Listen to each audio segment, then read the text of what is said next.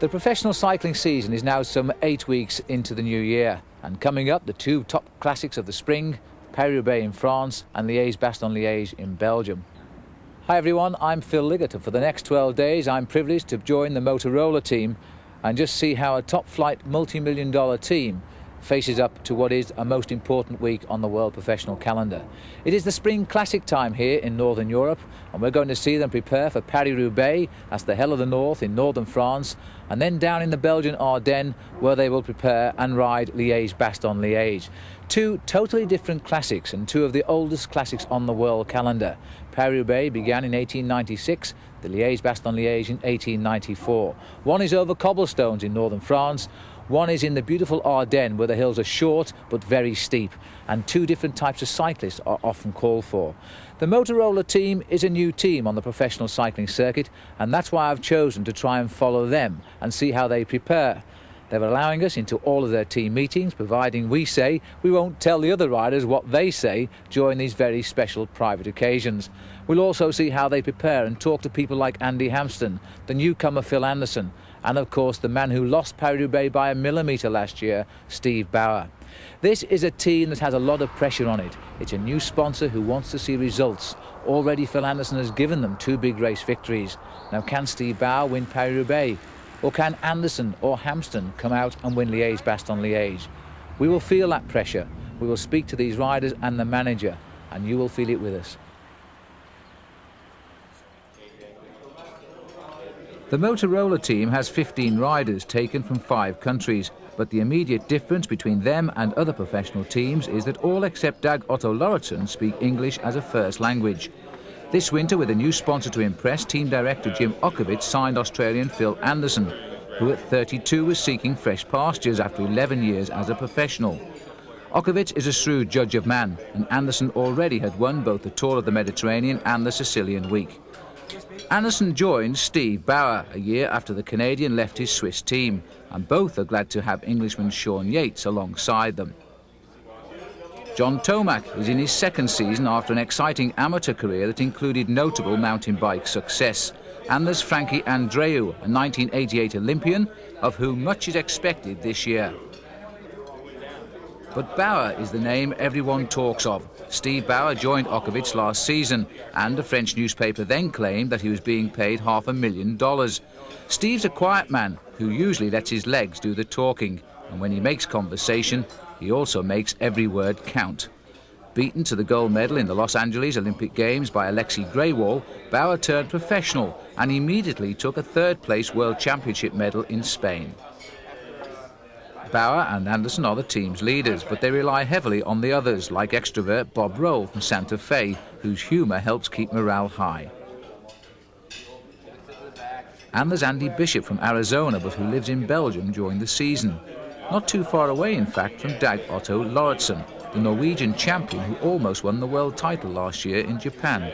It's April now, the team is divided, and its other superstar, Andy Hampsten, is away racing in Spain.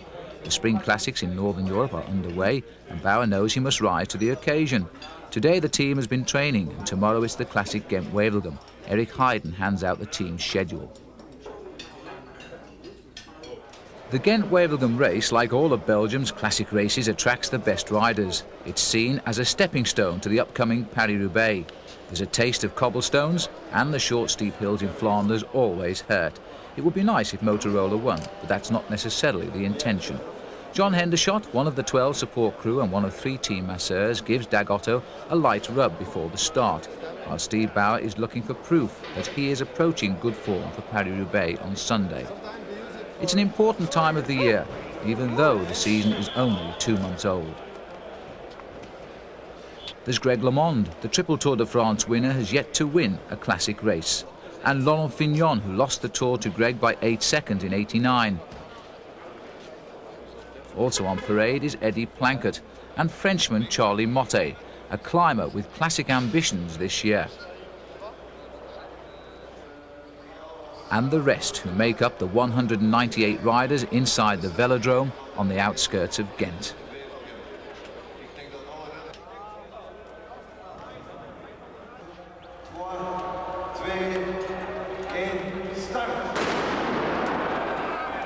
It's a novel start, but professional riders often get asked to do strange things.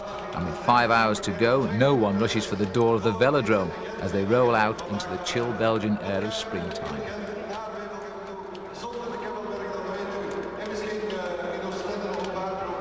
Paris Roubaix and Liège-Bastogne-Liège are World Cup races. Ghent-Wevelgem isn't. So to race your heart out today and win is rather like playing your best shot on the club putting green.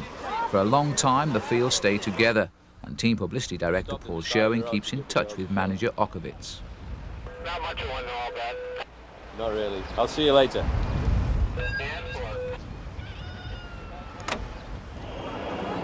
The race ends, won by the Soviet sprinter Jamodalin Abdu-Japarov, his best win to date. But 1,000 metres down the road, Phil Anderson's chance of victory has ended in a heavy fall, the sort of news the team did not want to hear. Anderson had taken quite a tumble, but the cuts, although plenty of them, seemed superficial. Still, he would be plenty stiff for a few days and would not now ride Paris Roubaix.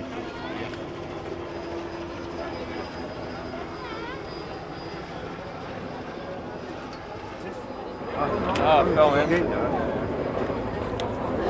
Hey, John. My bike's just over here, man. Sitting there. You better watch out, somebody can snag it. Frankie Andreu had also ridden well, finishing 12th in the 210 kilometres classic, best of the team. Bob Roll, joined by his new wife, had found the race dangerous and was clearly unhappy. This was the last race before Paris-Roubaix, and it had not gone well. Even on the uphill, people were crashing. I never seen anything like it. It was dangerous. I never seen so many crashes. So in the beginning, it looked like you guys were just smooth. Yeah, we were taking it easy. They took it easy, but once they started going fast, Game over? it was a disaster. No, it was just dangerous because of the wind, you know. At least the 200 kilometres would have helped with the training, and now the team had to start thinking about Sunday and Paris-Roubaix. Next would be the traditional training ride to the Hell of the North. At the team's headquarters in Hulstra, Belgium, George Noyes and Neil Lacey, the team mechanics, load the bicycles for the run into France. In Europe, a frontier is never far away, and most cyclists talk their own version of French, English or Dutch, the language spoken in Hulstra and the Flanders area of Belgium. And the new sponsorship from Motorola has an added bonus. Okovits can keep the office in the car. It's all mud. That'll be bad. There's no pavé, it's just all mud. It's like a dirt road. Well, pavé's just covered in crap. Oh, we'll be in trouble. Steve and Frankie study the thin lines on the map while they wait at Dag Otto Lauritsen's house. You have the map? Are you driving, Doc? Yeah. This is what we'll be going through.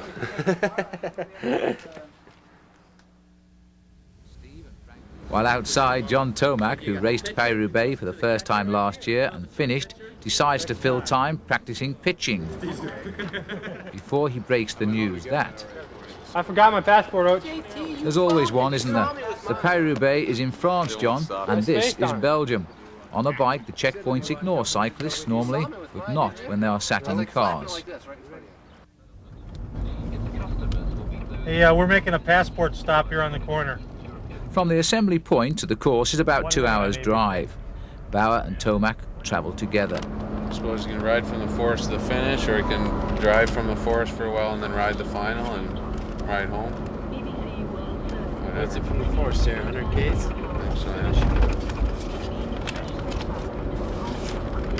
Trevor Forey Darenberg from 157 to 160. Yeah, 105. That's still quite a bit of pavé, huh? That's 40 kilometers of pavé from the forest, you know? It's quite a bit. My suggestion is we did the whole thing last year. My suggestion is we drive about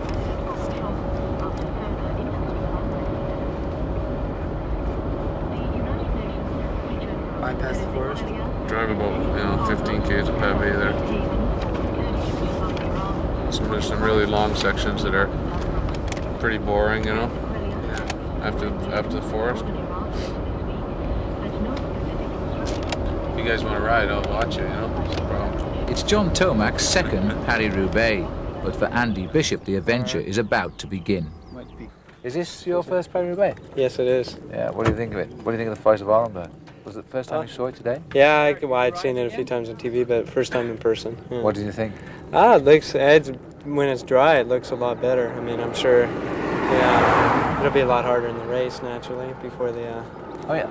Are you looking forward to the race? Yes, I am. Yeah, I wanted to do this race. I mean, for a while, I'm one of those sadistic people, I guess, that want to do the race. But, yeah, I am looking forward to it.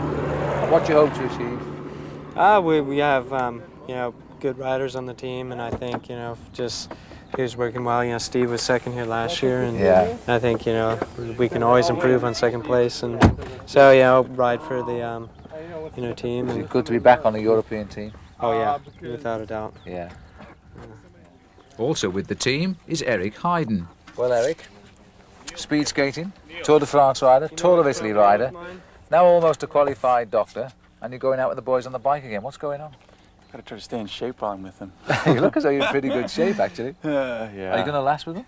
No, but while I'm here, just while Max isn't around, try to take over what he does as team doctor, and then when he comes back. What sort of problems? Because you've only just come in, haven't you? Yeah. Into Europe. Yeah. What sort of problems have you had so far?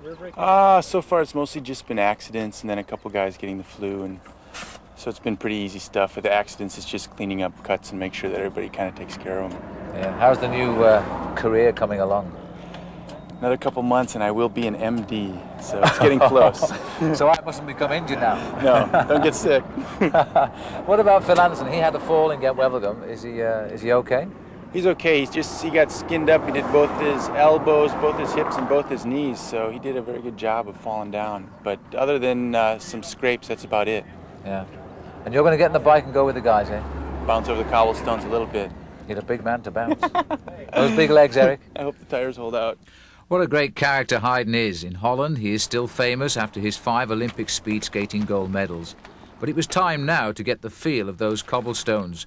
Riding them leaves little to the imagination. The bone-rattling roads are real, and the faster you go, the more you bounce. Here in France, they are fast disappearing, and they say only 80 kilometres remain. If the cobblestones do disappear, then Paris Roubaix will soon follow. Efforts are being made to reserve both the cobblestones and Paris Roubaix, and this was a full dress rehearsal. The team cars are equipped and drinks are taken, eventually on the move. One concern though is the weather. It's too nice, and Paris Roubaix will be on a day full of dust. Bob Roll, who has finished the race 4 times, goes in front alone as he sets a pace no one seems really interested in. Eric's bike, by the way, is already back on top of the car. As the tracks reveal their secrets, riding the stones is an art in itself. The riders usually use high gears and constantly search for the smoothest stretch they can find. But it isn't easy. For Steve Bauer, the final preparations are almost over. I mean, we're just 48 hours away from the race, but you did quite a few kilometres today. Well, yesterday I recuperated from the race on Wednesday, Gent-Wevelgem. And, you know, yesterday I felt quite a bit tired, so I didn't do any hard training. But today I thought I needed a little bit more before Sunday, so we looked at, mainly we looked at the final part of the race, checked out the areas of pavé and what the condition the pavé was in. And then after doing the last part of the race course, I rode to my home here in Belgium, which was only, say, 30 kilometers away. But I also did a bit of motor pacing behind the motorcycle, so that would help me get a little more speed, you know, keep the legs turning really well, and actually probably help recuperate a bit from riding on the cobbles too. Let's just go back 1 year, almost to the day now, Steve. Everybody's still talking about that fabulous finish. This ride now by Van Hooydonk goes high, opens the door to Steve Bauer. Bauer comes on the inside, and it looks as though Steve Bauer's going to get that first classic victory on the line. They are almost together, and you know Eddie Planker was right on him on the line. We'll have to look at that again. But there was I was disappointed, definitely, to be second, you know, but also I knew that I'd done my best race, and I think, you know, when you realize that you've done your best performance, no matter what the outcome, you have to be somewhat satisfied. Obviously, one more centimeter is a bit of luck, you know. So you have to take it as it comes. That's sport in a way. Normally, when you hit a line together like that, you know if you've won or lost. Did you know, or did you still feel? No, I didn't really know, but I just had a sensation that it was probably because he was coming from behind that I thought that he might have got it, but. I was too close to really, to really realize. It was a cruel way to take defeat, but Steve Bauer had been part of the most exciting finish the race had ever seen. Later in the year, he was making news again, this time after taking the lead in the Tour de France from an early breakaway group on the very first day. His 4th place in the Tour in 1988 had made him a respected man, but when he escaped with 3 other riders last year, they were to swap the lead right until the final weekend. Bauer held on to the Maillot Jaune for 9 stages, until the hills eventually took their toll and he passed across to Frenchman Ronan Pensek. But before that happened, Bauer showed all of his qualities as a champion. He could lead a race and lead a team. The quiet Canadian still didn't win many races, but he certainly knew how to grab the headlines and the all-important publicity. Once in the lead, Bauer knew how to fight and would never give up. But on the major leaders in the Tour, Delgado and Le Monde, you haven't lost a great deal. Well, they still have to make up a lot of time, and I'm still in the bike race. There's, I lost the yellow jersey today, but there's no means, completely out of the race, and I'm still gonna push myself, and I'm still in the race. So, tomorrow's another day. You lost the yellow jersey today, but will we see you in it again before we get back into the mountains? Never know. Never know. And how do you feel about losing the yellow jersey? You've lost it before. Well, I think instead of losing it, I have to think about the 10 days that I kept it, and that's a great souvenir for my career. And if I can get it back, I'll get it back. If not, then I'll do my best race. You've worn the yellow jersey on 2 separate years of the Tour de France. One day, will you be keeping it in Paris? Tough to say. It's there's not too many riders that can win the Tour de France. So, realistically, it'd be very, very difficult, but I'm also aiming to do my best race there, and if I get the jersey again, well, that'd be fabulous, As you're a professional, you're expected to always produce a result when you get on a bike, and of course they sometimes forget that you are a human being as well, and that just doesn't happen. How do you actually lift yourself back up, motivate yourself to go back out there and try and do better again? Well, I think for this weekend, definitely my race last year is going to give me a tremendous boost of confidence. I think that had I not done so well last year, that I might be a little bit less motivated than I will be this year. And I think holding on to that performance last year is going to help me a lot on Sunday. The day was now just 24 hours away, and the team had moved to its hotel in Compiègne, 80 kilometres north of Paris, where the race begins. The mechanics never seem to rest. Just as they finish the bikes, the team goes training and is back to cleaning, retuning and checking. Of all of the team's helpers, the mechanics seem to have the least use of a hotel room. The sun is still shining and the riders have taken their final chance to stay loose. Frankie Andreu then comes in with more work for the mechanics. Got about that high. These days, Paris Roubaix does not seem to demand a great deal of different equipment, but one point of concern is the thickness of handlebar tape to avoid or at least delay the blisters forming. I could run a strip of tape across and then I could tape over it. Yeah. Could you do that? Just one, please? Where? Just on the top. Yeah. So just on the, like, so if I run a strip like this, or back here, right? I'm thinking about maybe double. Oh, she's way up there. Tape over the tape. Yeah. That's there though. Like so. Yeah. You don't need anything, John. It just makes it a bit softer. Longer, dude. Flips over a little bit.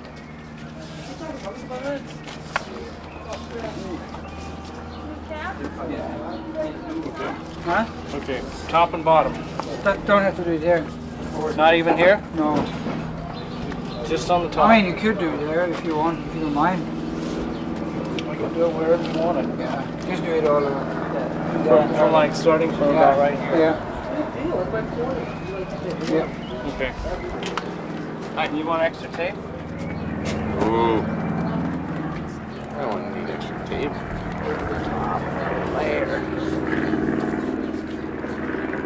What do you think?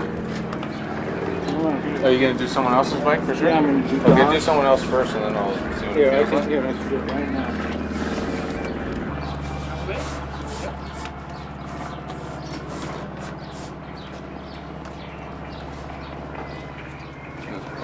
It does? That feels big. No, just normal. No. So good.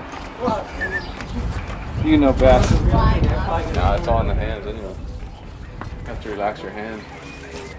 Yeah, I was going to ask you if you wanted maybe something different than 12-19.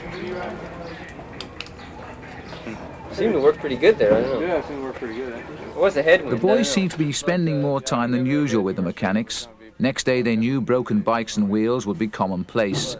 George is more interested now in the tyres with Steve. In between the chat, autograph hunters avoid the crush of Sunday, while George talks about tyre pressure, measured in atmospheres. The wrong pressure on the cobbles could lead to a flat at a crucial time. Actually at 5 and 5.6. Actually it's 5.1 and 5.6. We told you it was 5 and 5.5. I think that's good pressure for you there. Just gotta have big legs. Yeah. But Bowers had enough. It's time for a massage. He leaves the mechanics to do what they do best every day of the season. The bicycle preparation will go on into the early hours of the morning.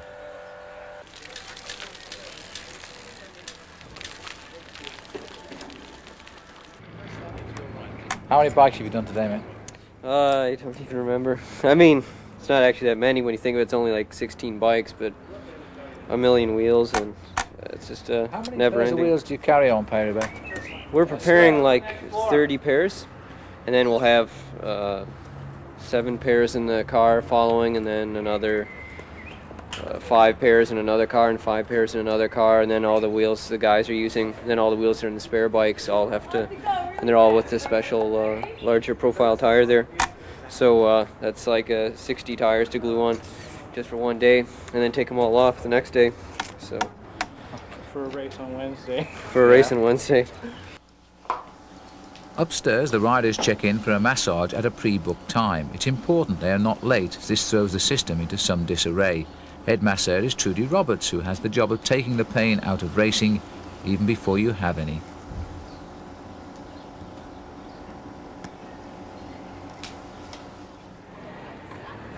Joined by Jody Wallner, Trudy then must make sure all is ready at the restaurant where the team will walk for dinner. It's rather like the Last Supper. Jim Okowitz has okayed some wine, so Sean Yates passes the list to Steve. What's your budget? No budget, man. Still no one talks of Paris Roubaix. If it wasn't for all the team cars parked around the streets outside, I might wonder if this was the right weekend. You picked the wine yet, Steve? It has a delicate bouquet. Fruity yet smoky. Plenty of pasta and salad, more pasta and salad, washed down with a glass of wine. This professional racing is beginning to become more appealing. On the morning of Paris Roubaix, George is still there at it, and the 3 places laid for the mechanics at dinner the previous night went unfilled. Neil Lacey explains the very latest in brake levers that also double as a gear shift. To apply the brake, you just use it in a normal manner. But to shift the bike, the large lever shifts it to a lower gear, and then the small lever brings it into a higher gear. And the small one only shifts 1 gear at a time. The large one, you can shift 1 gear, or you can shift 2 gears, or 3 gears at a time. Because the road is so bumpy, the riders have a little trouble when they take their hands off the bar to use a conventional shifter. So this will hopefully give them a lot more control. And the left lever works in the same way. To shift into the large chain ring, you use the large lever. To bring it back, use the small one. It's like going to war. The final briefing and the atmosphere is a nervous one. Steve K. No problem. You got the band-aids already, eh? Huh? You got the band-aids and the thumbs? You want to hit that TV? You're right there. Watch your head. Oh. Do you guys know where the start is today? It's the Place du General de Gaulle. Same as last year, that palace up the road here. So everybody has to make sure, go downstairs, you should leave together, go to the start, sign in, and we'll work our way into the crowd with the cars and get settled in. The Soignier cars have to leave 15 minutes before the start, so if you need, make sure you when you get over there, you get your feed, you get your other stuff right away. If you want something for your legs, so that, because they've got to leave 15 minutes before the start. You can also take a feed from the car after the first 50 kilometers until the last 20. The same procedure. Till 20 to go. Till 20 kilometers to go. You have to come behind the commissar's car to do that, unless you're in a group of 15 or less. Then you put your hand up and I go up to the group and I can give you something right out of the car. Unless the commissar tells me no, and then I won't give you anything. So do not throw your bottles away until you're absolutely sure I can hand you something. And so hang on to your bottle at least until I've handed it to you and it's a clear. The first 110 kilometers till we get to the first pavé, you know, Andy, you and Nathan are going to be 100% working with Steve. That means you stop for everything, for flats, for crashes. You get him his food. If he needs clothing, he wants to take something back, you keep him out of the wind. You got to cover him 100%. Holding it until you get to the first pavé. And Dag, you and Frankie should be like real watchful at the start for those early breaks that go. Also, you two guys, you and Frankie should be setting Steve up and bringing him to the front when we get near the pavé. All right, and setting him up in a good position so when he hits that pavé, he's in the first 20 or 30 riders. You know, wherever he wants to be, he should be there, and you guys should help him, keep him out of the wind, and get him up to a good position. All right, and then you're on your own. John, you, Sean, and Bob are going to pretty much ride your own race. Once you get to the pavé, it's all for Steve. You know, you got to stay up front. You should go in breaks if there's a break going.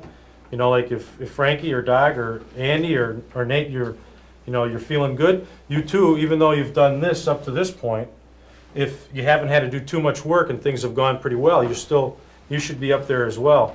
And in good position, riding at the front, and always keep an eye on Steve. And any problems, you got to stop right away and give up a wheel, and then bring him back to the position he's at. Okay?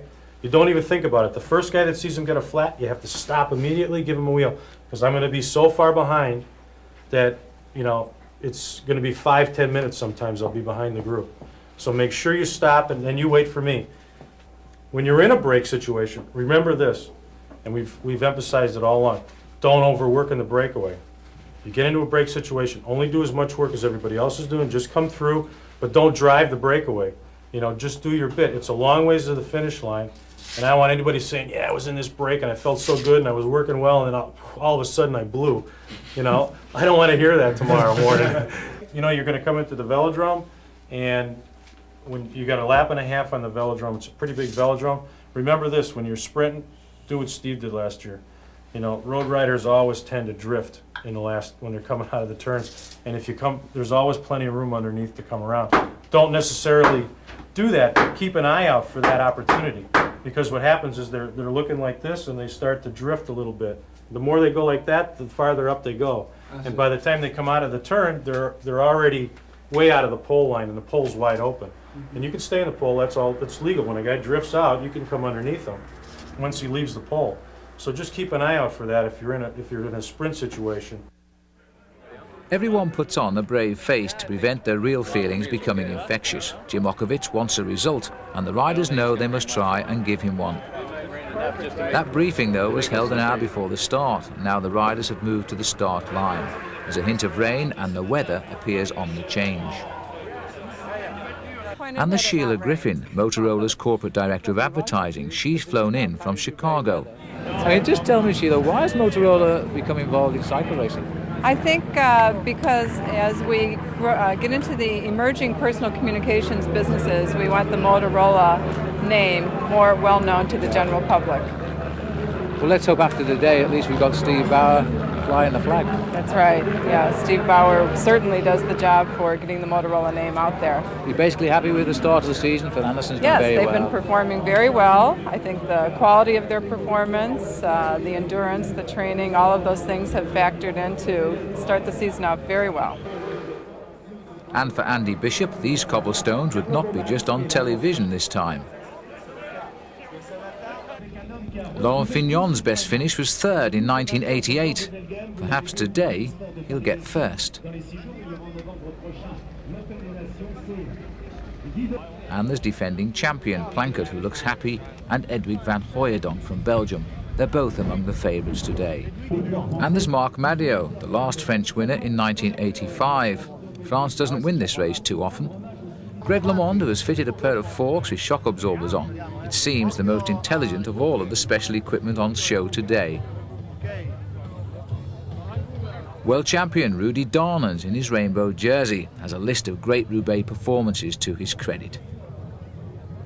And of course Steve Bauer, the best Canadian professional ever, waits at the start, knowing what is expected of him by his team.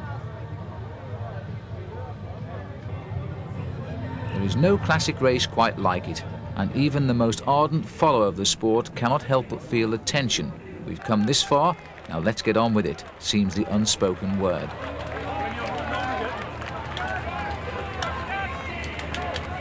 The race leaves Compiègne, and with strong winds and slight rain it will make a fast start. The 56 kilometres of cobbled roads and tracks don't start until Troisville. That comes after 100 kilometres. Then comes the forest of Arenberg. It's the first free-for-all, and from then on it's a matter of survival. There's a massive crowd waiting in the forest, a nature reserve that normally allows no-wheeled transport other than bicycles. Who wants to take the car over this road anyway? 11 riders have taken a lead. None are from Motorola. But the chase had been long and hard, and at this point the escapers had been cut back from 5 minutes to just a minute. At the front is Geert Jacobs from Holland, leading the charge.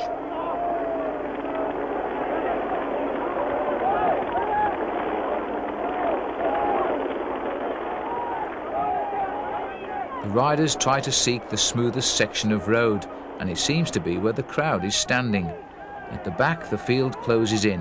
The crowd was as big this day as any modern-day Paris Roubaix. If anything, it's getting more popular than ever.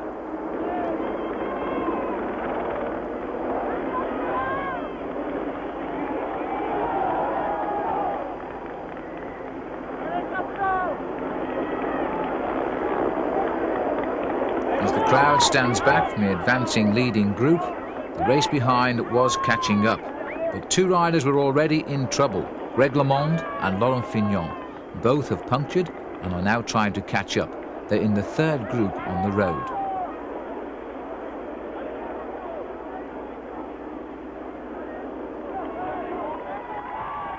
So this is the exit now to the forest of Arenberg.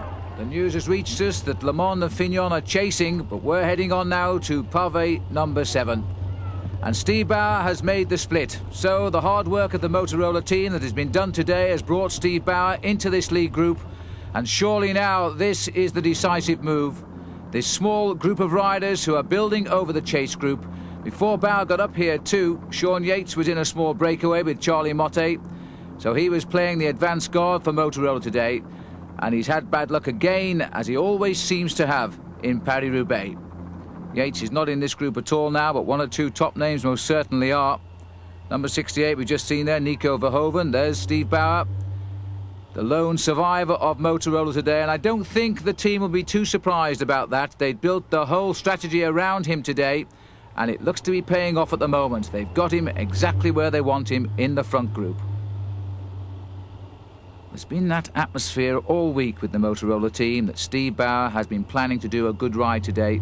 No previous indication of form. He hasn't had a great start to the season, but psychologically he's been building for this breakaway.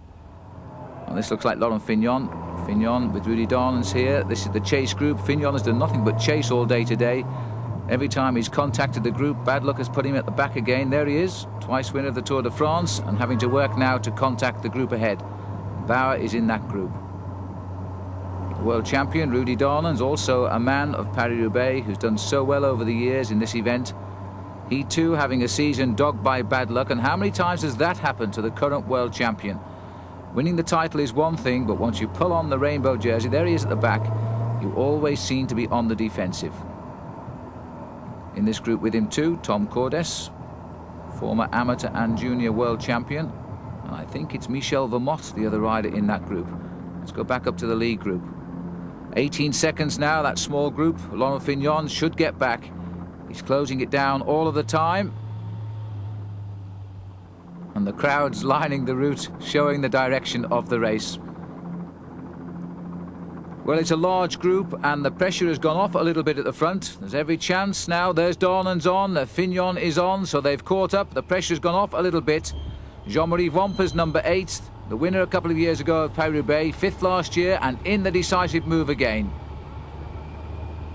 Well, Dornan's there sort of indicating to Fignon, we've made it back.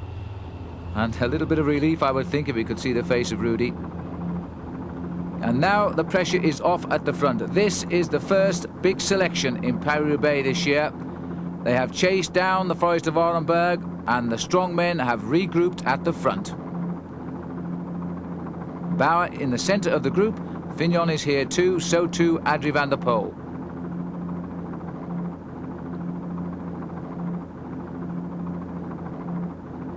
Jean-Marie Vampers, plenty of the Panasonic boys are here. Bauer just lying back from the front of the group now, planning the next tentative with the cobblestones that remain. And a little bit more action required from the boys at the front. That's Peter de Klerk. Well, the crowd has seen a great classic Paris-Roubaix this year, and this now is Hendrik Redant, who's trying to go for home for Belgium, just in the manner of the old days when Eddy Merckx used to win this race. And now Hendrik Redant, certainly not quite as fashionable in his time as Eddy Merckx was a few years back, but Redant trying to leave this chase group. He's got a teammate in the group too, Peter de Klerk. And I think Marc Madiot's made the group, but this is the lead group now beginning to fragment, and there's no sign at the moment of Steve Bauer. That is Bauer. Bauer has realised the attack has gone. He's trying to get across the gap. He did exactly this 1 year ago, and Redant has punctured. Redant has punctured his lead about 35 seconds and his back wheel is out. And clearly the team car is not on hand, because I think the team car in fact was trapped behind the small chase group which was forming behind him. And here they are, and this is Peter de Klerk sitting at the back, the teammate who thought he was defending the lead of Redant, and now he's going to come round and find him standing on the roadside. As they swerve to avoid him, well, the change is a good one, especially for Paris-Roubaix, where the mechanics are so often delayed by the narrow roads, the cars. And there's Redant starting off, and as you can see, he's going to rejoin the race right at the front, but psychologically now he's going to have to get himself back into gear. From a man who was racing to win Paris-Roubaix with a lead of around about 35 seconds, he's now having to think of rejoining the front group, and really that is quite a blow. Well, this is Bauer here, Michel Vermont in the centre, and it looks as though they're trying to get across the gap. They have a bit of work to make up. Let's have a look along the route. One lone rider down there, looks like Marc Sergeant of Panasonic, I think.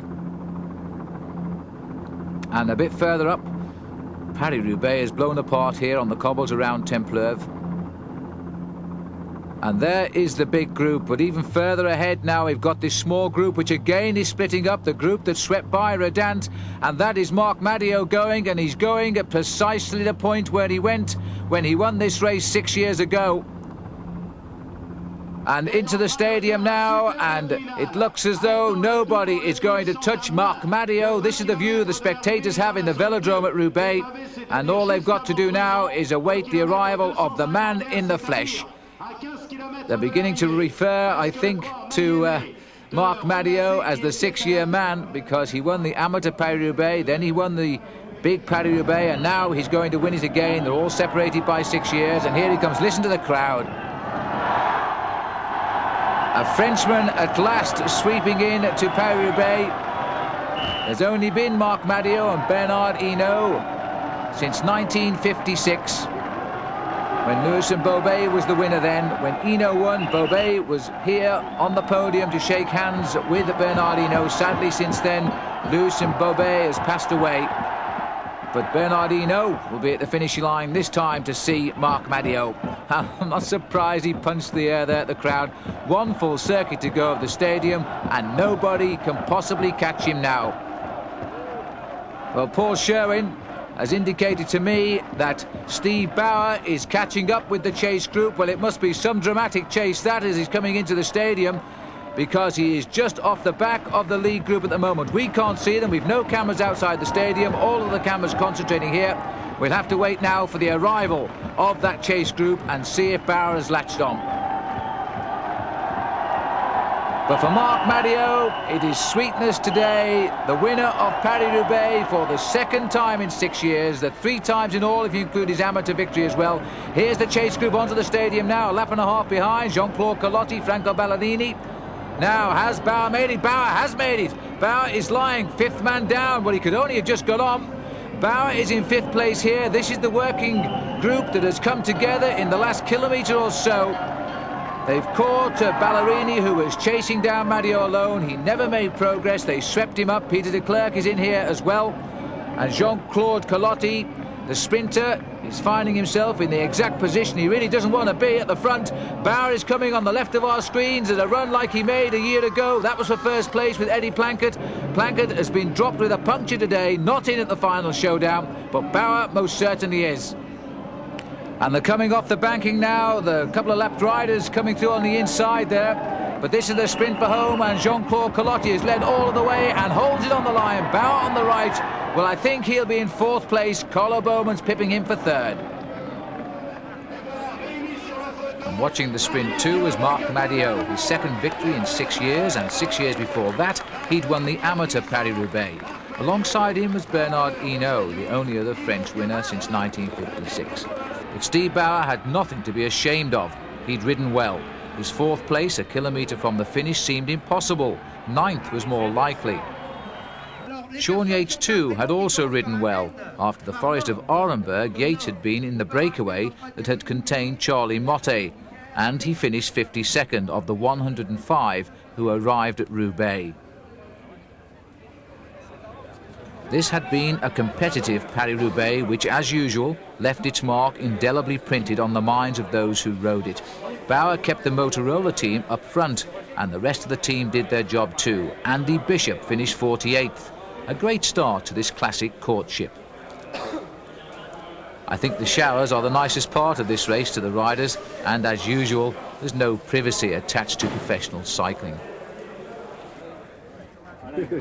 Enjoying the sun outside, there's relief written all over their faces, but only for a few days.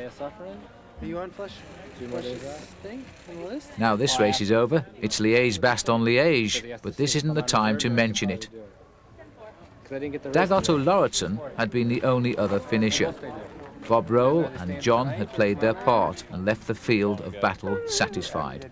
New Zealander Nathan Dahlberg was still smiling, but Bauer was the man, as everyone had hoped. Well done, Steve. Thanks. Well, it worked out almost as exactly as you said you were going to ride it. Yeah, I think I rode well, and tactically Madiot, he made a good attack. He made a good attack at the right time, and everybody kind of sat looking at each other, and, you know, a couple more guys went, and I think it's looking a little more for the teams that had more riders to control that attack, you know, like Panasonic and PDM had a few guys, but you know, I missed a good one. And where did you contact that chase group? The velodrome there. On the velodrome? Yeah, so I mean, I was working with Duclos LaSalle and Vanderpool and a few others, you know, and I got away from them with Sargent and Bowman's, and we just caught them just coming into the velodrome. So I did a lot of work to catch, and for the sprint, my legs were a little bit dead, but I was happy, you know, to get in there. In the finished sprint, Bauer was still recovering from the chase, but he produced an inspired shot at the line as he tried to come through on our right. It was close, but Jean-Claude Colotti is a great sprinter. So too Carlo Bowmans, who pushed Bauer back to 4th.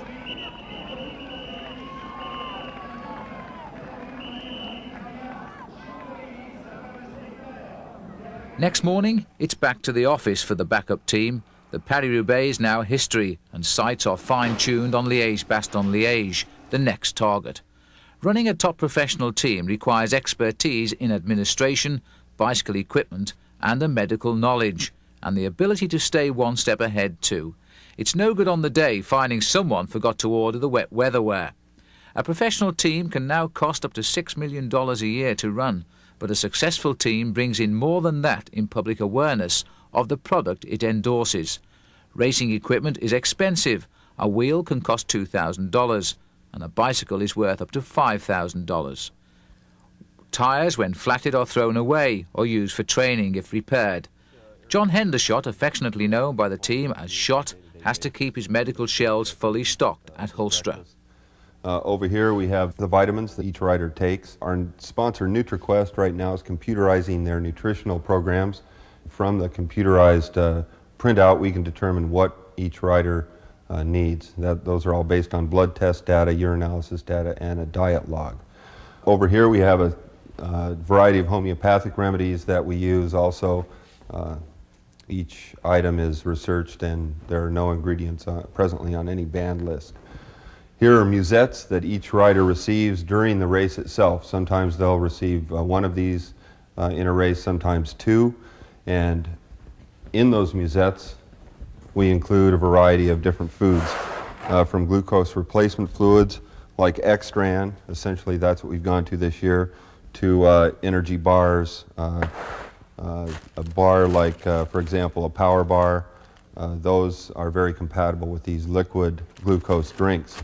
NutriQuest, our nutrition sponsor, supplies us with a drink mix, and those drink mixes are also very compatible with the liquid glucose drinks that most teams are going to. And there's the rest of the team equipment. Shoes with their special bindings, plenty of racing jerseys with long sleeves for the cold and short for the summer, and sunglasses too with lenses that can be changed. For example, they'll use clear on a day when there's just a likelihood of grit in the eye. Hard shell helmets compulsory in America, but not so in Europe. Motorola branding is everywhere, and when the riders throw items away, the kids will pick them up.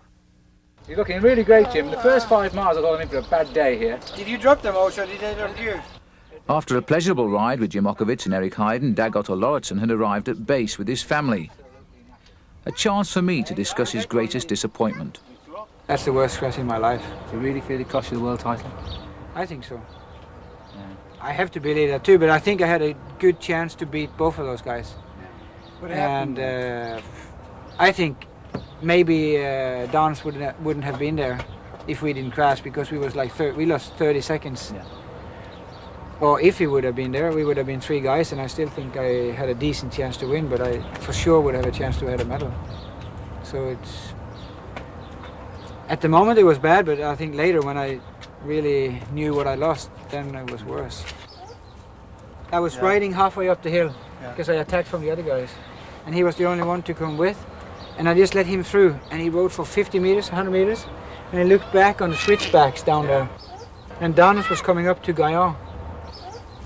Gaillard was dropped from us, so Dons couldn't ride then. But he thought that Dons was riding to chase him, so he was mad at him. So he was screaming, and then he had one hand off, and he turned around, and it was very steep, so there was nothing to do.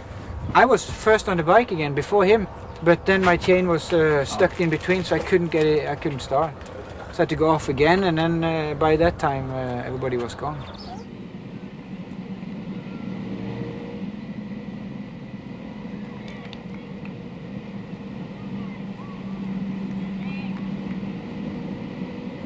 That was really a bad luck. Yeah. First I broke my hand in the beginning of the classics, and I was 8 weeks away from racing. Then I was coming back in form, and then I think that was one of my best races. So.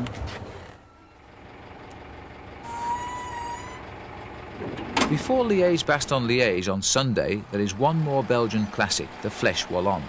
George is first to head off towards Spa in the Belgian Ardennes.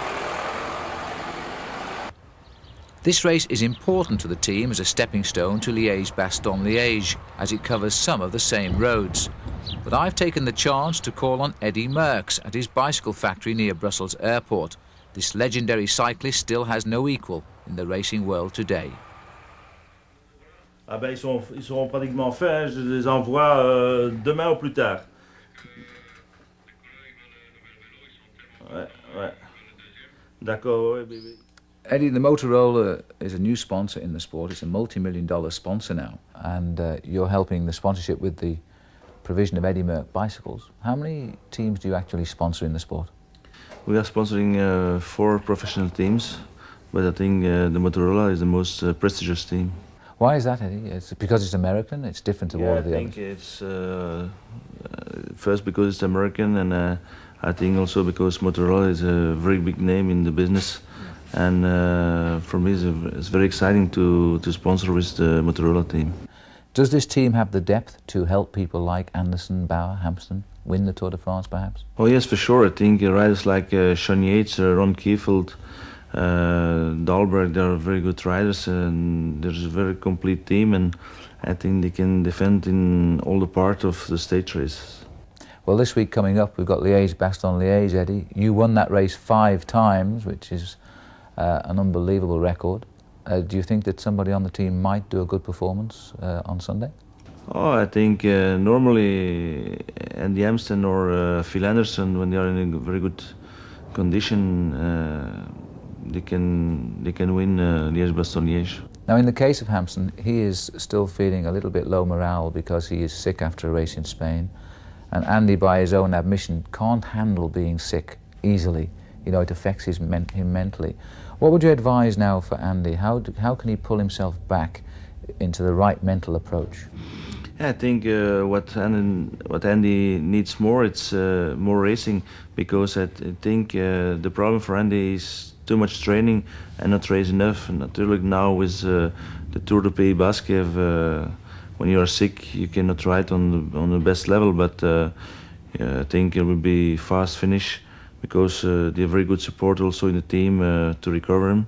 And then also now with the Flèche Wallonne and Liège-Bastogne-Liège after them, it must be back the good Amstel. Merckx himself still rides his bicycle, and shortly after our interview he was off to the south of France with some friends to ride 120 kilometres a day and drink some fine French wine in the evening. His 525 victories between 1965 and his retirement in 1978 included all of the world's major races, except Paris Tour. Most of his victories came alone, in champion style. He lived up to his nickname, the Cannibal, and ate them all alive. It sounds a silly question, but why was it you who was chosen to be such a fantastic athlete? Yeah, I think that's natural. I think my parents make me like that, and they give me maybe some more physical ability, yes. But after that, I think also because I was training always very hard, and also when I was winning a race, I was not thinking it was finished. Then I think it's hard to come to the top, but it's harder to stay on the top. Now, Eddie, going back to the great days when you were winning the Tour de France 5 times, 7 Milan-San Remos, 3 Paris Roubaix, the list is endless. I think you rode about 1,800 races as a professional. You won almost 1/3 of those races. It must have been very demoralising for the rest of the riders who lived in your time. Yeah, but it's normal. It's sport. When you go to the start of a race and you do sport, if you start for not winning, yeah, you have a bad mentality. So in the big races, it's very important to win because they are big races.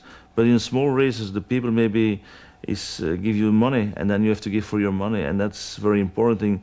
I think you must be a professional on all the line, and not only a few times per year. Now, when you were a cyclist, you were very meticulous with your equipment. You were always measuring the height of your saddle to absolute perfection. You would change the height slightly if there was a special course coming along. Have you applied that same attitude to the business? Oh yeah, sure. When some people come here to measure, and also with the Motorola team, I remember the first time I was going there, and then when I see a rider that is not staying so well on the bike, I try to change them and try to convince them to have another position, because I think it's very important also to have a good position on the bike. The progress in the sport since you were a cyclist has advanced so quickly in the aerodynamics, the lightness of the machines. I mean, what would you have done, Eddie, if you'd have had a bike like this when you were a cyclist? One more races?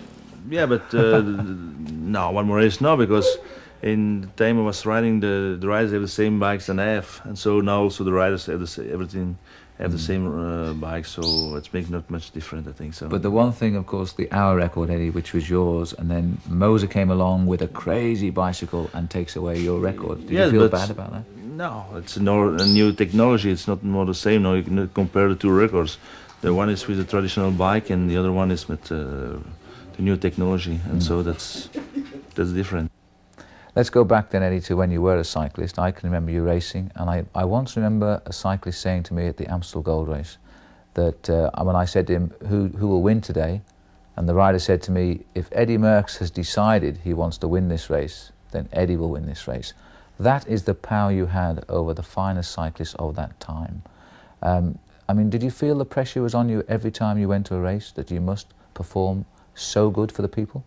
Oh yes, but people, it's never enough for the people now, but the pressure was always, it's why it's so difficult to stay for many years on the top, and that's why also I stopped on 33 years, because the pressure was so high, and it's not physical that you cannot do more, but the pressure is too high, and then one time it's better that you stop.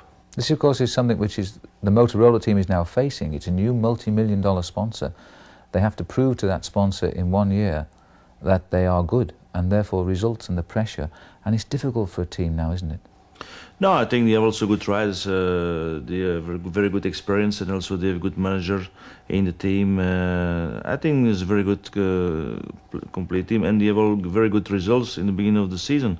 Like Phil Anderson was winning the Tour Mediterranean, and also in Sicily week, and they have good results. And I think they will have also very good results, like in the Tour of Switzerland, Tour de France, and I hope that Motorola will be very happy, because I think the American professional team in Europe is very considered, and it's something other than European team.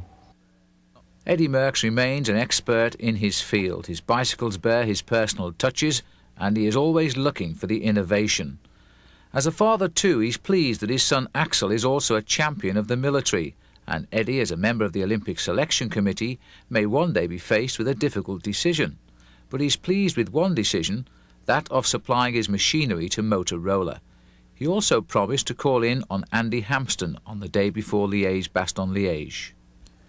But next it was flesh wool on, and there was fresh blood on the team with the arrival from Spain of Californian Norm Alvis, although he should be used now to the northern climbs. Brian Walton, a talented climber from Canada and a very good time trial rider, was here as well. But I guess since he's the big guy and wins all the races, this is his look, you know.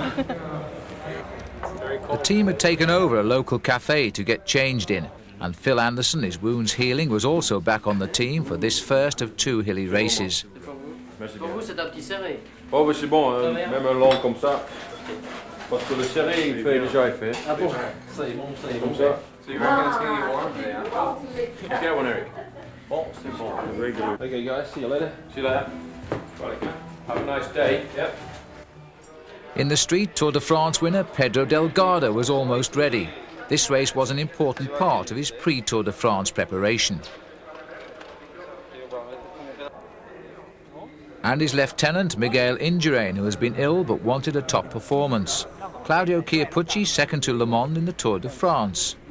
They were all here. Raul Alcala, the Mexican winner of last year's Tour de Trump and also last year's Tour of Mexico for a second time. He's shortly to ride his first Tour of Spain. Greg had plenty of support, but had said already that he felt his form was not good enough to get a result in the Ardennes. Irishman Stephen Roach, a winner again this season and hoping to rival Le Mans in July's Tour de France.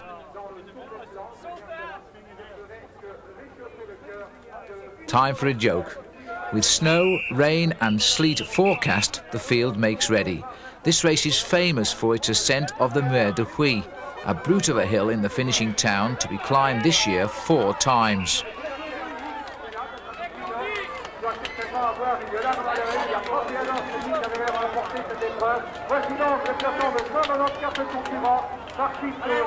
Not surprisingly, the field stays together for a while.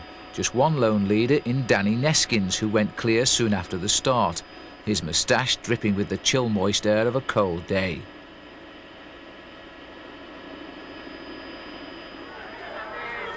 But on the first climb of the wall, there were signs of fatigue, and soon the field would break up completely. Both Phil Anderson and Brian Walton are well to the fore, but Andy Hampsten was already in trouble.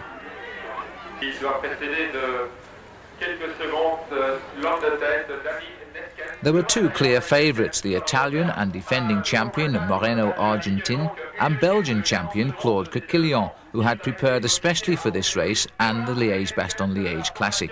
He was born in the region and retires this season, and he's made no secret of his desire to win both races. But in the end, victory went to Moreno Argentin. He broke away 70 kilometres from the finish, fell off, remounted and then won alone. There was some consolation though for Claude Coquillon, because he finished in the second group and in second place. It had not been a great day for the team and only Anderson could finish, but he did make the top 20. Steve Bauer had missed Flèche Wallonne and joined the team the next day at the Liège base. Professionals like Dag Otto were hoping for a change of form. What did it take to actually bring yourself onto form? I mean, you know yourself so well, you know how to do it, but I mean, how do you know when it's all going to happen? Normally I should have been in form a long time ago, because normally I'm always good in the classics. But this year I've been suffering from illness since September, October, so that has kept me back, and I've been suffering much more than I should do. So that was hard for my morale and everything, but now it seems like I've got the right medicine and everything, so I'm on the right track now. But I'm still a bit behind usual form. So for Liège-Bastogne-Liège, Dag, what do you expect from yourself? For myself, I expect to do as good as I can for Phil, and I hope I can do better in Amstel. Yeah. But I don't expect to be in the top 10 or top 15 in Liège. I think Phil has a very good chance there. Yeah. Well, let's hope so. And what about Andy Hampsten, twice winner of the Tour of Switzerland and third in the Tour of Italy? The American has been ill in Spain. His morale is low.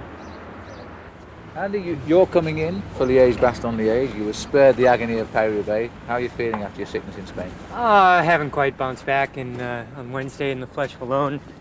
Really, the body wasn't there. So, you know, just the important thing now is, since the flu's a bit of a mystery to me, to just keep training and let my body recover. But if it does come around, you know, make the most of it. If it comes around by Sunday for Liège-Bastogne-Liège, all the better. Yeah. But it's your type of course, really, isn't it? Yeah, it is. You know, I've never quite done as well in the race as I would have liked to. April seems to be a tough month for me. Yeah. But it's very good. You know, I've got to know the hills pretty well now, and you know, it's a great race for me to try to prove something. Are you a guy for the warmer weather? I mean, you always come good in midsummer, like. Yeah, it there's really a lot of seems riders like don't it's like not until May that my form really comes around. Even though the races are good for me, even though I, you know, motivate myself and try to get up for them, it's never really happened. Yeah. It'd be nice if it did, because they are real good races for me. Now, Flèche Wallonne yesterday, the weather was really grim, wasn't it? It wasn't very pleasant. It's definitely a spring day. It's when you don't want to be a professional bike rider. Yeah, it's not the kind of day one plans his career. So what did you give up yesterday?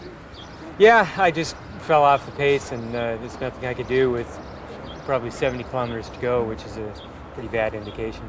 I mean, some of the young lads watching this will think Andy Hampsten never gets tired. You know, you can't fall off the pace because you've been fourth in the Tour de France, but you suffer just like the rest of them. It's up and down, you know, and you know, the better I do, I just raise my standards. So then when I'm not doing as well, it's twice as hard. Yeah.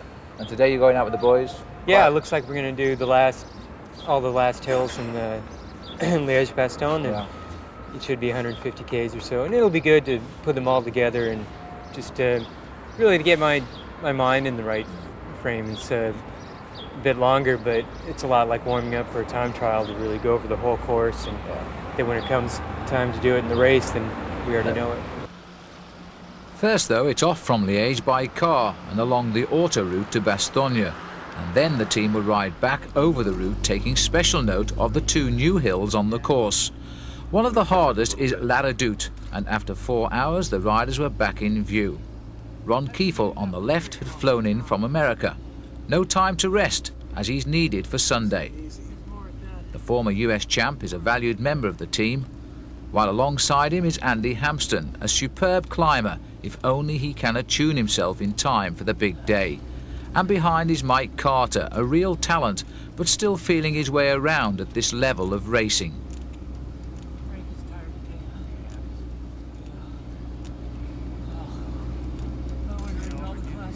The Liège race is all hills. This is only one of 10, and they are all steep.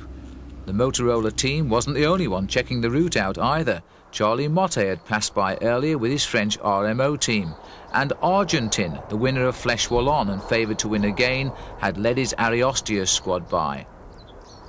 Phil Anderson has finished second once and twice third in this race. He is still Motorola's best hope, with Steve Bauer a good outside shot. Again, they will be the team's leaders, and the rest must help when possible. The weather had changed too. It's cold now and has been all week, and the Ardennes can be very cruel in bad weather. When Bernard Hinault won here in 1980, he finished like a snowman and was one of only a handful to complete the course. So, after the stars had gone by, there was me. All I seemed to be doing this week was following the team around. I was beginning to think that making this video was not such a good idea. You know, keeping up with these guys in the Motorola team is kind of hard, and so it should be, because after all, they're the best bike riders in the world. Today they've ridden 180 kilometres. We're just 2 days away from Liège-Bastogne-Liège. This is La Redoute, one of the most famous climbs on this classic, and it comes just before the finish. One more big climb to come called the Côte des Forges. And you know, this hill and the next hill is where the climbers put home the killer instinct. This is where they springboard to victory. Now this year, Phil Anderson has joined the Motorola team, and also Steve Bauer. He didn't ride in Flèche Wallonne yesterday, he's back too. He had a great ride in Paris Roubaix. Now we look for a good ride in the Ardennes. There's also Andy Hampsten. There's a big question mark on Andy. Is he well now after sickness in Spain? We're going to find out. The boys have gone. I'm now going to have to catch up with them, and then we'll see what they've got to say about the Battle of the Ardennes still to come. Oh, there was in fact 2 hills to come, and the other was the Côte d'Ornay, but the team kindly waited for me. Ron Kiefel on the left seemed intent to ride out his jet lag, and Andy was with him. For the rest of the ride they stayed at the front. I followed, looking forward to dinner.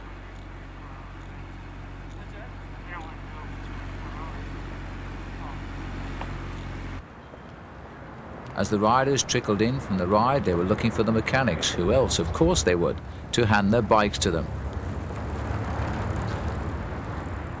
And Eddie Merckx, as promised, travelled to the Ardennes to speak with Andy Hampsten. Merckx would not see the race on Sunday as his son was racing in the Belgian Championship, so he made a special trip to see the team. Yeah, better to race a little more and training less now. Well, last time you trained a lot now. Now? Well, no, yeah, because before the Pays Basque that race. No? I was racing weekends. Oh yeah. I did a Criterium International. Oh, that's good. But I fell apart there. But I'll have 10 days train, do 5 days hard in the mountains, but shorter intervals. Yeah, it must be attention to not train too long also. Yeah. That's the power for the race. Otherwise. Yeah. But then it's good because there's all of Romandy, 1 day off, 4 days in Trentino. Then we'll have 2 weeks, we'll have training camp in the mountains in the Alps. Just 5 days, and then. But it was good. Paris-Nice also last. Paris-Nice was really good. Yeah. But then I got this influenza in Spain. Completely if you're sick, it's better no riding, Yeah. Or waiting and. But then I started feeling better. So I started training, and then at Flèche Wallonne, empty. But now you look good. Now I look good, but tomorrow you have a big race. Everybody had now moved into the hotel for the weekend. The heavy work left to Schott and Trudy. In the hotel, the team was completed with the arrival of Dr. Massimo Testa. It was left to Trudy, though, to sort out the nightmare of reservations. I had an appointment with Phil Anderson, who'd given the new team the sort of opening they could only have dreamt of. I think anybody, when they go to a new team, they're motivated because they want to, show the team that, it wasn't a mistake, and so and them choosing this rider, and it's good for the sponsors, Motorola. So plus personally, it's I always want to do better every year. I'm 33 now, so I'm not as young as a lot of other riders on the team, or even in the sport. I'm one of the older riders now, and I think I want to prove to myself and people around me that I'm not finished, and I want to that I'm still up and alive and kicking. You know that tomorrow you are literally going to go through hell in the effort to succeed again, because all the riders suffer. People think the top professionals find it easier for some reason than the other riders, but it's not easy for you, is it? No, certainly not. You know, I think, you know, sometimes I go to a race and I'll be riding a race and I know exactly what the hell's going to go on. I know where the brake's going to go, and I'll be sitting there, I can see it go, and sometimes you can do nothing about it, you know, because you're just physically not in condition, or you're not good that day that to happen. And other times you're the person that everybody else is looking at, you know. It's just like which side of the field you're on. Outside, just another hotel car park, but the same mechanics were still hard at work. This race was different to Paris Roubaix in every conceivable way. The bikes too were slightly different. It's a lighter weight frame. We have lighter weight wheels on the bike. With instead of 32 spokes, it has 28. It's also, the wheel is laced differently. This is what we call a radial wheel, where the spoke comes from the hub and goes directly to the rim instead of crossing over other spokes before it goes to the rim. It also has a lower profile tire because the road is smooth, and they don't need that extra protection that they get from the higher profile tire. In Paris Roubaix, they use a 7-speed freewheel in the back.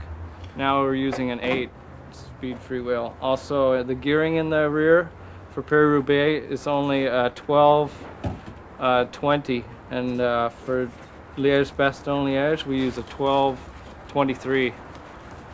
In the front, last week they were using a 45 chainring. Tomorrow they will be using a 39 because there's quite a lot of hills in the race. The other dimensions on the bike are exactly the same as Steve's heavy bike, so when he gets on it, it feels just like his other bike, except a little bit lighter.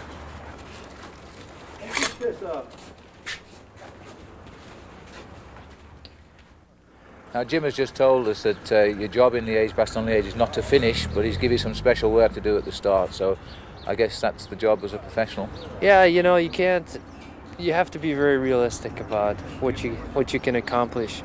And, you know, I have my goal tomorrow will be to help the team, try to do my work early, cover the brakes. If somebody gets a flat, go back, help them with a flat tire. If there's a crash, you know, come back and pick up the riders that have fallen. You know, just kind of do all the dirty work the first half of the race, because since I have done so much traveling, flown to America, come back, I know I'm not ready for 250 kilometers. What's your job tomorrow? Have you been given your orders yet? I have. My job is to watch after Phil and Steve and keep them in position and keep them out of the wind. How are you finding the racing here now as you've come over and sort of living the top pro lifestyle now? It's a bit different than the States. It's it's a little more difficult, I'll tell you. It's actually brutal. Oh yes, but being a top professional does have its rewards. The food's good. About tomorrow morning for breakfast, I have to go to the kitchen to set the breakfast. How many rice and how many pasta? No pasta. Pasta? Pasta, half and half.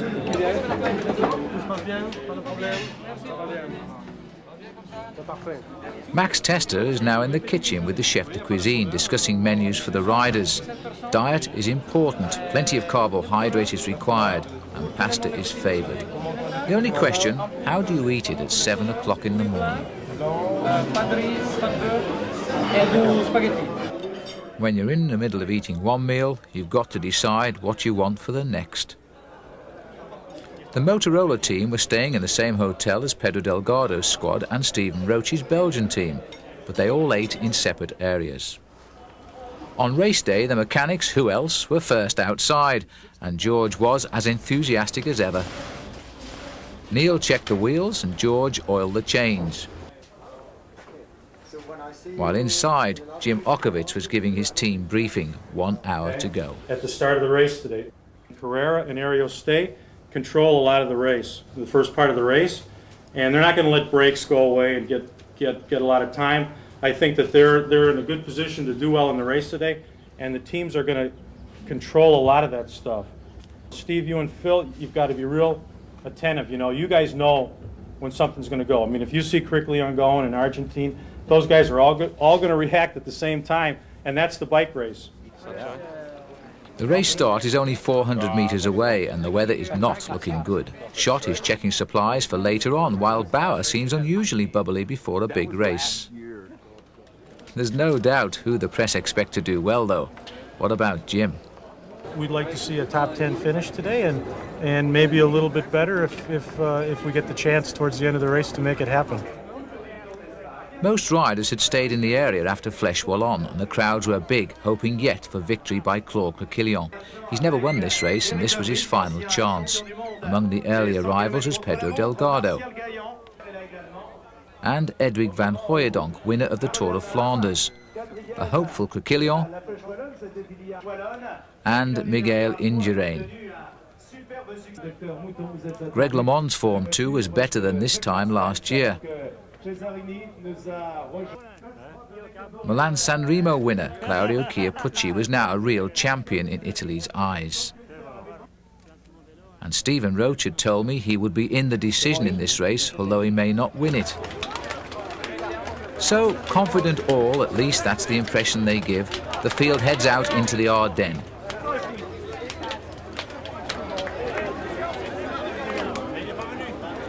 It's a beautiful countryside that has been ripped apart by world wars, and American tanks still stand in Bastogne as a symbol of freedom. For a while, the race keeps together, but soon... There's still one rider away on his own, Thierry Bourguignon from the Toshiba team, but he's got about 5 minutes lead. But as we start to get into this zone here, we've got lots more climbs. And I think he's been away for so long, he's going to start to get tired. And the race will speed up behind, and I think we're going to catch him. We've got most of our boys still at the front of the race, so, you know, there's a long way to go. Thierry Bourguignon had attacked with 200 kilometres to go, and most of the hills still to come. His lead accelerated to 7 minutes, but the bunch had seen such a move many times before, and Bourguignon was not a noted winner.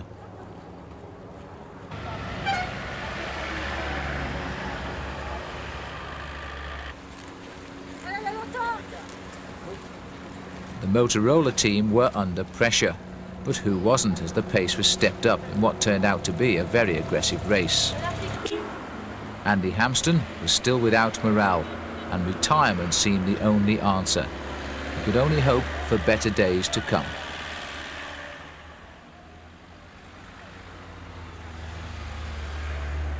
Paul Sherwin knows how he feels after spending 10 years living in France as a top professional, and during that time he rode 7 Tours de France.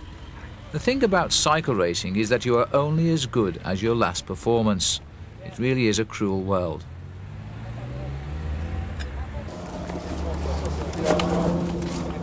Do you want dry towels wrapped around you? If you have one. Yeah. Car radio continues to sing out the problems with the race, and he wasn't worried anymore. Do some stuff in the hills, but when it was over, it was over. Looks right in the first one. How's Steve? Is Steve still in there? He's in there, but not doing well. Phil looks Phil went good. past in 3rd place. Past here in 3rd? Andy is very concerned now about his physical condition, but time is still on his side. There remains 6 months of the cycling season, and by then he could be the best again.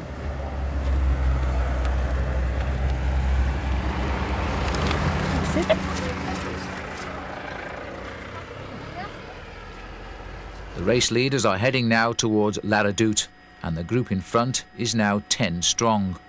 Argentine is there, so too Criquelion, but Anderson, the only team hope left with a chance, is chasing in a group a minute behind. This is Criquelion's final chance to win, and he attacks after Rolf Sorensen, who has already taken a 30 seconds lead. Sherwin is already at the finish. The Bastogne is about to finish. You're the publicity director. What are you going to say about the team today? Well, not had the most successful day in the world today, but Phil's in the second group, and it looks as if they might just catch the group in front. So we'll have to see how they perform. But it's not been a brilliant day for us from a publicity point of view. Well, you've ridden this race, Paul. You've ridden 7 Tours de France. You know the ups and downs of professional cycling, don't you? I do. You know, you have good days, you have bad days. We've had some very good days up to now. We've had a couple of hard days so far, but I mean the season's a very long one. and we've already had quite a big bite at the cake. And in the sprint for the finish, Krakilian had been joined. He'd been joined by Indurain, Sorensen and Argentin. Yet the Belgian tried to say farewell in the best way possible.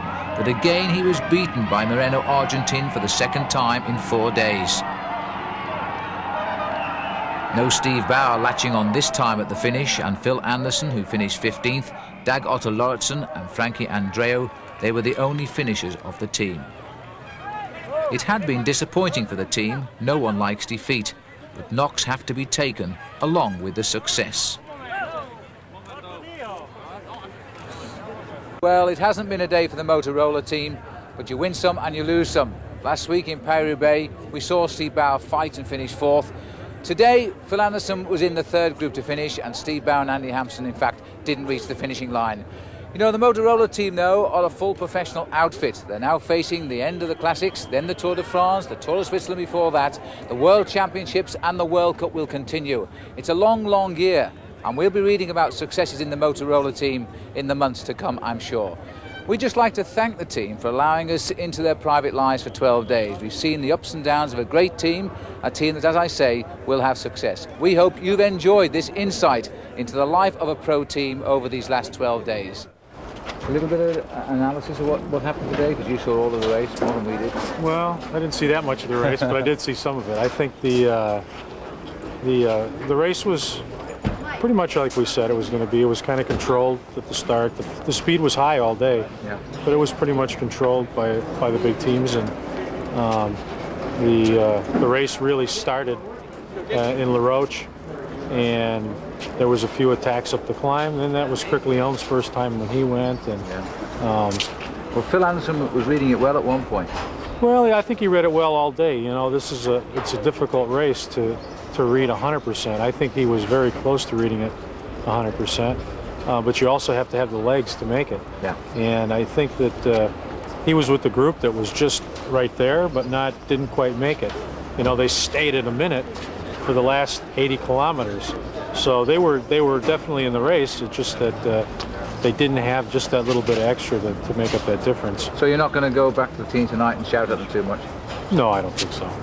No, no. You're quite pleased then with the Spring Classic so far?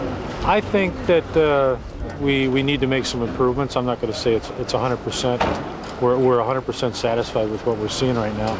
I think Phil is doing an excellent job, and he was about, I'd say, 15th today. Yeah. So I think he did an excellent job. We've got to get the other guys a little bit more consistent. What happened to Steve Bauer today? I haven't talked to him yet. No, so he didn't finish, did he? He didn't finish, no. Okay. So now, where do you go from here, Jim? From here, we're going to be getting ready for Amstel Gold. We'll be doing training up there on Tuesday on the course, because it's a new finish this year. Right. And we'll spend Tuesday there, Wednesday we race, and then Friday we'll be back in for Amstel to get ready for that again. So the races go on? They go on and on and on and on. I finished, but I wasn't super good.